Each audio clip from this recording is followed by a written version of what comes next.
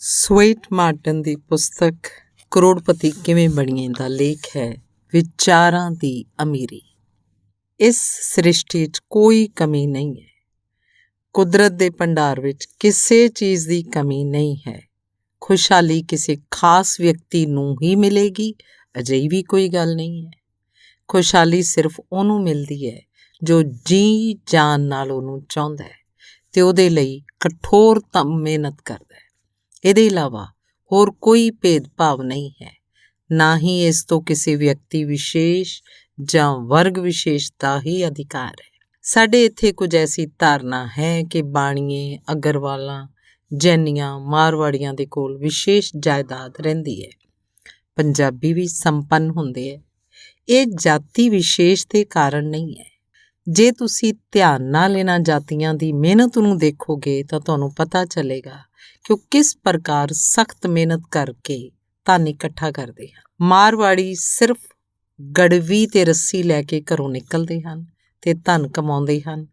ਆਪਣੀ ਮਿਹਨਤ ਅਤੇ ਘਾਲਣਾ ਦੇ ਬਲ ਉੱਤੇ ਹੀ ਇਹ ਜਾਤੀਆਂ ਸੰਪੰਨ ਹਨ। ਸਾਡਾ ਜੀਵਨ ਇੱਕ ਨਹਿਰ ਦੇ ਸਮਾਨ ਹੈ। ਜਿਸ ਨਹਿਰ ਦਾ ਸੰਬੰਧ ਨਦੀ ਤੋਂ ਕੱਟ ਜਾਂਦਾ ਹੈ, ਉਹ ਨਹਿਰ ਸੁੱਕ ਜਾਇਆ ਕਰਦੀ ਹੈ। ਸਾਡੀ ਨਹਿਰ ਦਾ ਸੰਬੰਧ ਮਿਹਨਤ ਦੀ ਨਦੀ ਨਾਲ ਹੈ। ਜਦੋਂ ਅਸੀਂ ਮਿਹਨਤ ਕਰਦੇ ਹਾਂ ਤਾਂ ਸਾਡੀ ਨਹਿਰ ਵਿੱਚ ਬਰਾਬਰ ਪਾਣੀ ਭਰਿਆ ਰਹਿੰਦਾ ਹੈ। ਉਸ ਵਿੱਚ ਹਰਿਆਲੀ ਬਣੀ ਰਹਿੰਦੀ ਹੈ, ਪਰ ਸੁੱਕ ਜਾਣ 'ਤੇ ਸਾਡੀ ਜੀਵਨ ਵੇਲ ਮੁਰਝਾ ਜਾਇਆ ਕਰਦੀ ਹੈ। ਸਾਨੂੰ ਸ਼ਕਤੀ ਅਤੇ ਮਿਹਨਤ ਦੀ ਨਦੀ ਨਾਲ ਆਪਣੇ ਜੀਵਨ ਦੀ ਨਹਿਰ ਦਾ ਸੰਬੰਧ ਬਣਾਈ ਰੱਖਣਾ ਪਵੇਗਾ। ਨਾਲ ਨਾਲ ਉਸ ਸਰਬ ਸ਼ਕਤੀਮਾਨ ਪਰਮ ਪਿਤਾ ਪਰਮੇਸ਼ਰ ਨਾਲ ਵੀ ਆਪਣਾ ਸੰਬੰਧ ਬਣਾਈ ਰੱਖਣਾ ਪਏਗਾ। ਇੱਕ ਚਿੰਨ੍ਹ ਦੇ ਰੂਪ ਵਿੱਚ ਈਸ਼ਵਰ ਨੂੰ ਹਮੇਸ਼ਾ ਆਪਣਾ ਸਹਾਇਕ ਬਣਾਈ ਰੱਖੋ। ਇਸ ਨਾਲ ਸਾਨੂੰ ਵਾਧੂ ਸ਼ਕਤੀ ਮਿਲਦੀ ਹੈ। ਜਦੋਂ ਮਨੁੱਖ ਆਪਣੇ ਆਪ ਨੂੰ ਸ੍ਰਿਸ਼ਟੀ ਤੋਂ ਬਿਗਲ, ਵਿਭਕਤ ਅਤੇ ਅਲੱਗ ਕਰ ਲੈਂਦਾ ਹੈ ਤਾਂ ਉਹ ਸ਼ਕਤੀਹੀਨ ਹੋ ਜਾਂਦਾ ਹੈ। ਜਦੋਂ ਖੁਦ ਨੂੰ ਉਹ ਵਿਰਾਟ ਸ਼ਕਤੀ ਦਾ ਇੱਕ ਅੰਸ਼ ਮੰਨ ਕੇ ਚੱਲਦਾ ਹੈ ਤਾਂ ਉਹਨੂੰ ਬਰਾਬਰ ਹੀ ਅਨੁਭਵ ਹੁੰਦਾ ਹੈ ਕਿ ਇਸ ਸੰਪੂਰਨ ਸ੍ਰਿਸ਼ਟੀ ਦੀ ਸ਼ਕਤੀ ਉਸ ਵਿੱਚ ਹੈ। ਫਿਰ ਉਹ ਸਾਗਰ ਦੇ ਵਾਂਗ ਗੰਭੀਰ ਅਤੇ ਪਰਬਤ ਦੇ ਵਾਂਗ ਮਹਾਨ ਬਣ ਜਾਂਦਾ ਹੈ। ਫਿਰ ਉਹ ਆਪਣੇ ਹਾਲਾਤ ਦੇ ਵਿਰੁੱਧ ਸੰਘਰਸ਼ ਕਰਨ ਵਿੱਚ ਇਕੱਲਾ ਨਹੀਂ ਰਹਿੰਦਾ। ਉਹ ਆਪਣੇ ਆਪ ਨੂੰ ਨਿਆਸਰਾ, ਬੇਬਸ ਮਹਿਸੂਸ ਨਹੀਂ ਕਰਦਾ। ਉਹ ਖੁਦ ਨੂੰ ਹਰ ਇੱਕ ਸੰਘਰਸ਼ ਕਰਨ ਦੇ ਯੋਗ ਮੰਨਦਾ ਹੈ। ਇਸ ਪ੍ਰਕਾਰ ਆਪਣੇ ਮਨ ਵਿੱਚ ਬੇਮਿਸਾਲ ਸ਼ਕਤੀ ਅਤੇ ਵਿਸ਼ਵਾਸ ਲੈ ਕੇ ਜਦੋਂ ਕੰਮ ਵਿੱਚ ਲੀਨ ਹੁੰਦਾ ਹੈ ਤਾਂ ਲਗਾਤਾਰ ਜਿੱਤ ਪ੍ਰਾਪਤ ਕਰਦਾ ਹੈ। ਸਫਲਤਾ ਦਾ ਇਹੀ ਮੂਲ ਮੰਤਰ ਹੈ। ਇਸੇ ਵਿਆਖਿਆ ਤੋਂ ਤੁਸੀਂ ਆਪਣੇ ਕਦਮ ਵਧਾਓ, ਆਪਣੀ ਯੋਜਨਾ ਬਣਾਓ। ਪਹਿਲਾਂ ਛੋਟੇ ਛੋਟੇ ਕੰਮ ਕਰਕੇ ਸੰਪਤੀ ਨੂੰ ਜੋੜੋ। ਕੋਈ ਕੰਮ ਛੋਟਾ ਮੰਨ ਕੇ ਨਹੀਂ।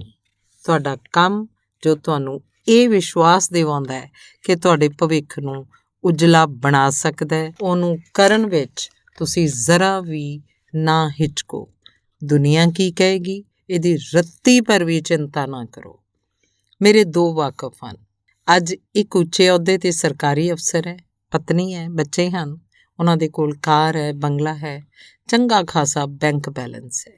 ਜਦੋਂ ਹਾਈ ਸਕੂਲ ਦੇ ਵਿਦਿਆਰਥੀ ਸਨ, ਇੱਕ ਦੁਰਘਟਨਾ ਵਿੱਚ ਉਹਨਾਂ ਦੇ ਪਿਤਾ ਦੀ ਮੌਤ ਹੋ ਗਈ। ਘਰ 'ਚ ਸੰਕਟ ਛਾ ਗਿਆ। ਕੰਮ ਦਾ ਸਾਧਨ ਨਹੀਂ ਸੀ। ਮਾਂ ਲੋਕਾਂ ਦੇ ਘਰਾਂ 'ਚ ਬਰਤਨ ਚੌਂਕਾ ਕਰਨ ਲੱਗੀ। ਬੇਟਾ ਪੜ੍ਹਦਾ ਕਿਵੇਂ, ਪਰ ਬੇਟੇ ਨੇ ਰਸਤਾ ਕੱਢ ਲਿਆ। ਦਿਨ 'ਚ ਸਕੂਲ ਜਾਂਦਾ, ਬਾਕੀ ਸਮੇਂ ਉਹ ਕਾਗਜ਼ ਦੇ ਲਿਫਾਫੇ ਬਣਾਇਆ ਕਰਦਾ ਸੀ ਅਤੇ ਦੁਕਾਨਦਾਰਾਂ ਨੂੰ ਵੇਚਿਆ ਕਰਦਾ ਸੀ। ਇਸ ਤਰ੍ਹਾਂ ਉਹਨੇ ਹਾਈ ਸਕੂਲ ਦੀ ਪੜ੍ਹਾਈ ਪੂਰੀ ਕੀਤੀ। ਕਾਲਜ 'ਚ ਦਾਖਲਾ ਲੈ ਲਿਆ। ਦਿਨ 'ਚ ਕਾਲਜ 'ਚ ਪੜ੍ਹਦਾ, ਰਾਤ ਨੂੰ ਰਿਕਸ਼ਾ ਚਲਾਉਂਦਾ ਸੀ। ਉਹਨੇ ਕਦੇ ਇਸ ਗੱਲ ਦੀ ਪਰਵਾਹ ਨਹੀਂ ਕੀਤੀ ਸੀ ਕਿ ਉਹਦੇ ਸਹਿਪਾਠੀ ਦੇਖਣਗੇ।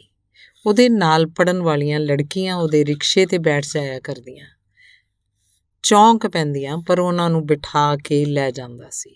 ਉਹਨੇ ਸ਼ਰਮ ਨਹੀਂ ਕੀਤੀ। ਜੇ ਉਹ ਸ਼ਰਮ ਕਰਦਾ ਤਾਂ ਕਮਾਈ ਕੀ ਹੁੰਦੀ। ਉਹ ਭੀਖ ਤਾਂ ਮੰਗ ਨਹੀਂ ਰਿਹਾ ਸੀ, ਆਪਣੀ ਪੜ੍ਹਾਈ ਦਾ ਖਰਚ ਕੱਢਣ ਦੇ ਲਈ ਮਿਹਨਤ ਕਰਦਾ ਸੀ। ਇਸ ਪ੍ਰਕਾਰ ਉਹਨੇ ਕਾਲਜ ਦਾ ਇਮਤਿਹਾਨ ਪਾਸ ਕੀਤਾ, ਫਿਰ ਨੌਕਰੀ ਅਤੇ ਪ੍ਰਾਈਵੇਟ ਇਮਤਿਹਾਨ ਦਿੰਦਾ ਰਿਹਾ। IPS ਦੇ ਇਮਤਿਹਾਨ ਦਿੱਤਾ। ਅੱਜ ਉਹ ਉੱਚੇ ਅਹੁਦੇ 'ਤੇ ਹੈ। ਉਹਦਾ ਸਾਰਾ ਸੁੱਖ ਸੰਪੰਨਤਾ ਦੇਖਣ ਦੇ ਬਾਅਦ ਮਾਂ ਨੇ ਸੰਤੋਸ਼ ਨਾਲ ਪ੍ਰਾਣ ਤਿਆਗੇ। ਜੇ ਇਹ ਮਹਾਸ਼ਯ ਰਿਕਸ਼ਾ ਚਲਾਉਣ 'ਚ ਸੰਕੋਚ ਕਰਦੇ ਤਾਂ ਕਿ ਕਾਲਜ ਦੀ ਪੜ੍ਹਾਈ ਪੂਰੀ ਕਰ ਪਾਉਂਦੇ। ਇਸ ਲਈ ਜੇ ਤੁਸੀਂ ਆਪਣਾ ਜੀਵਨ ਸਫਲ ਬਣਾਉਣਾ ਹੈ, ਸੁੱਖ ਸੰਪੰਨਤਾ ਦੀ ਜ਼ਰੂਰਤ ਹੈ, ਤਾਂ ਸਿਰਫ ਛੋਟੇ ਛੋਟੇ ਕਦਮ ਉਠਾ ਕੇ ਅੱਗੇ ਵਧੋ। ਆਪਣੇ ਉਜਲੇ ਭਵਿੱਖ ਲਈ ਤੁਹਾਡਾ ਹਰ ਛੋਟਾ ਕੰਮ ਸ੍ਰੇਸ਼ਟ ਹੈ। ਉਹਨੂੰ ਕਰਨ 'ਚ ਜ਼ਰਾ ਵੀ ਨਾ ਹਿਚਕਚਾਓ। ਜਦੋਂ ਤੱਕ ਇਹ ਗੱਲ ਤੁਸੀਂ ਆਪਣੀ ਗੱਠ ਬੰਨ੍ਹ ਨਹੀਂ ਲਓਗੇ, ਉਦੋਂ ਤੱਕ ਤੁਸੀਂ ਜਿੱਤ ਪ੍ਰਾਪਤ ਨਹੀਂ ਕਰ ਸਕਦੇ। ਕੰਮ ਛੋਟਾ ਹੋਵੇ ਜਾਂ ਵੱਡਾ, ਉਹਦੇ ਪ੍ਰਤੀ ਤੁਹਾਡੇ ਮਨ ਵਿੱਚ ਅਥਾਹ ਆਤਮ ਵਿਸ਼ਵਾਸ ਤੇ ਸ਼ਰਧਾ ਹੋਣੀ ਚਾਹੀਦੀ ਹੈ। ਤੁਸੀਂ ਅਜਿਹਾ ਆਤਮ ਵਿਸ਼ਵਾਸ ਪੈਦਾ ਕਰੋ ਕਿ ਸੰਸਾਰ ਦਾ ਸੁੱਖ ਭੋਗਣ ਲਈ ਹੀ ਤੁਸੀਂ ਜਨਮ ਲਿਆ ਹੈ।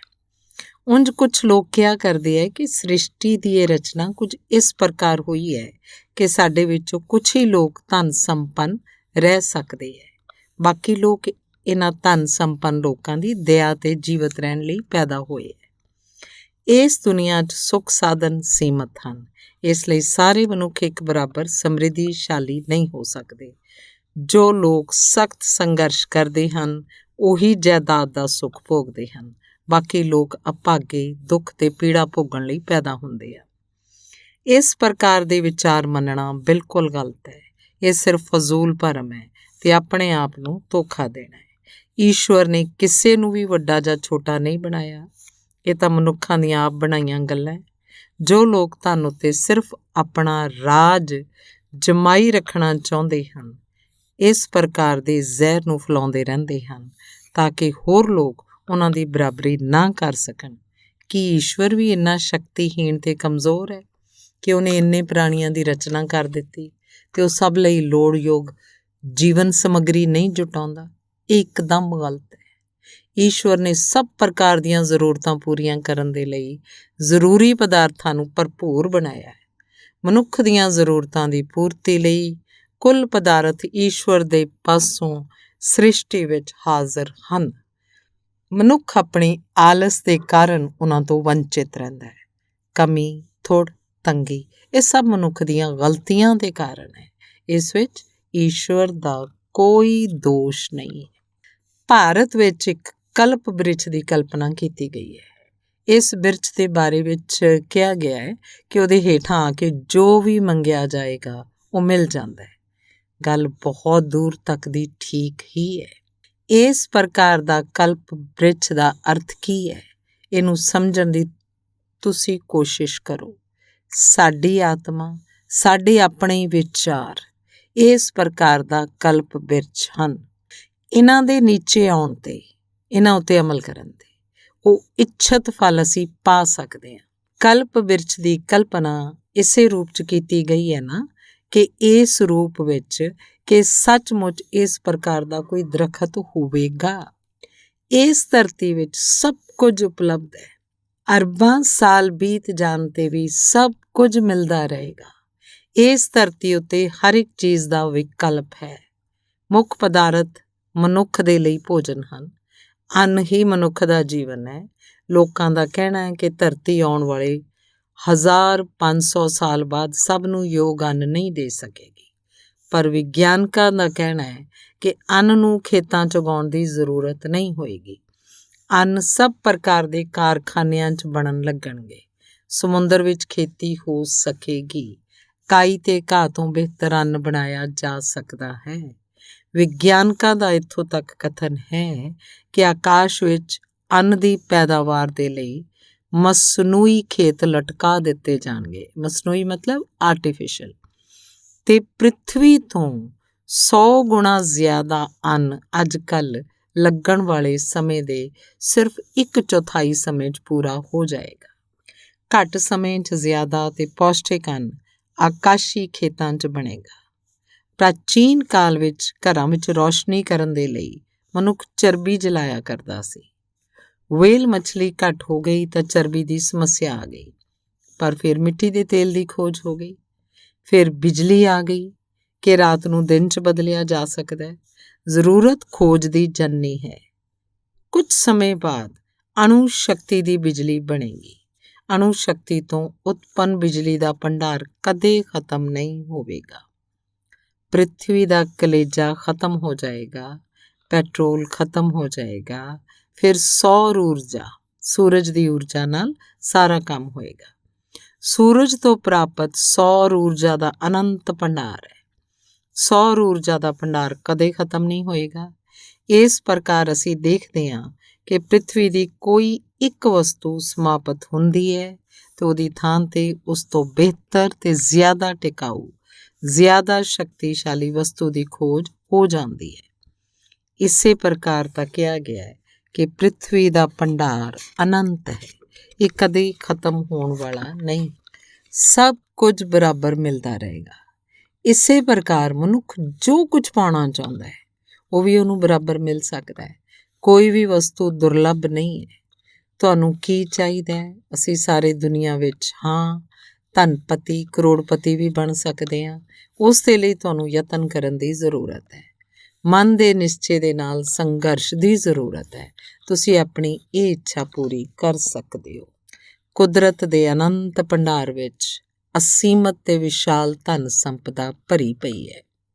ਸਮੁੰਦਰਾਂ ਦੇ ਗਰਭ ਵਿੱਚ ਬੇਸ਼ਕੀਮਤੀ ਖਜ਼ਾਨਾ ਭਰਿਆ ਪਿਆ ਹੈ। ਹਾਲੇ ਤਾਂ ਇਸ ਦੇ ਇੱਕ ਅੰਸ਼ 'ਤੇ ਵੀ ਮਨੁੱਖ ਨੇ ਜਿੱਤ ਪ੍ਰਾਪਤ ਨਹੀਂ ਕੀਤੀ ਹੈ। ਹਾਲੇ ਤਾਂ ਸਾਰੀ ਪ੍ਰਿਥਵੀ ਤੇ ਸਮੁੰਦਰ, ਆਕਾਸ਼ ਅਨੰਤ ਪਿਆ ਹੈ। ਈਸ਼ਵਰ ਨੇ ਬਹੁਤ ਲੰਮੀ ਸ੍ਰਿਸ਼ਟੀ ਕਰ ਰੱਖੀ ਹੈ। ਇਹ ਅਨੰਤ ਤੇ ਅਸੀਮ ਹੈ।